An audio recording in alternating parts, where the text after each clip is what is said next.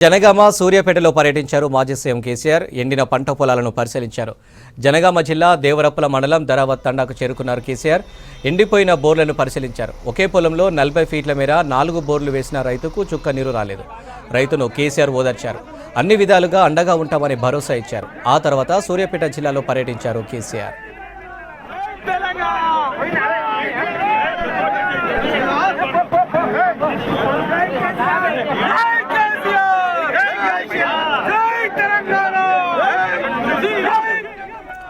అసమర్థ ప్రభుత్వం వల్లే తెలంగాణలో పంటలు ఎండిపోతున్నాయన్నారు మాజీ సీఎం కేసీఆర్.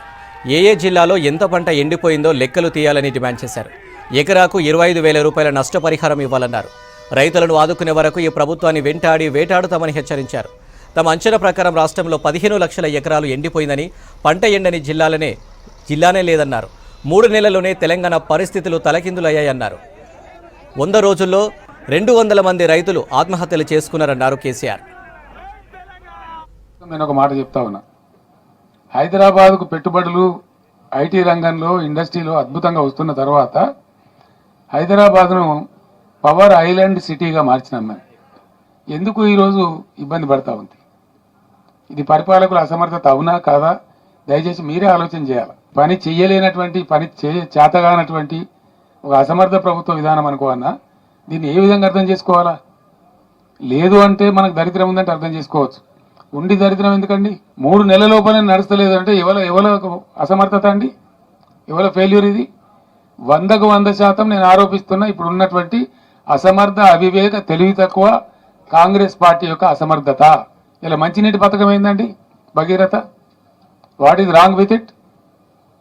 అద్భుతంగా నడిపినమే 5 ఏళ్ళు 6 ఏళ్ళు బ్రహ్మాండంగా ప్రతి ఇంటికి నల్లతో నీళ్ళు వచ్చినాయి, రాలేదా? మళ్ళీ ఇవాళ ఎందుకు ఆనాడు ఒక బిందె కనిపించిందా?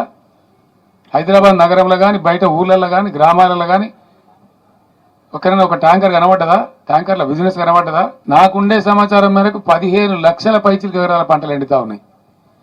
పంటలు ఎండని జిల్లానే లేదు. ఒక్క నల్లగొండ జిల్లాలోనే సాగరాయకట్టు మిగతాయి కలుపుకుంటే 3.5 లక్షల నుంచి 4 లక్షల మధ్య పంట ఎండిపోతా ఉంది. ప్రతి ఊరికి 200, 300, 400 ఎకరాలు ఎండుతా ఉంది. ఇవాళ సూర్యాపేటలో ఒక 20-24 వేల ఎకరాలు ఎండుతా ఉంది.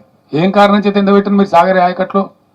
ఈ రోజు కూడా నాగార్జున సాగర్లో even today when I'm speaking to the press,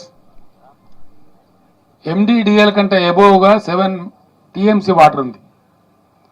MDDL కింద కూడా మనం వాడుకోగలిగిన మరో 7 టీఎంసీల వాటర్ ఉంది. 14-15 టీఎంసీల వాటరు ఇప్పుడు కూడా సాగర్లో వాడుకోగలిగే పరిస్థితి ఉంది.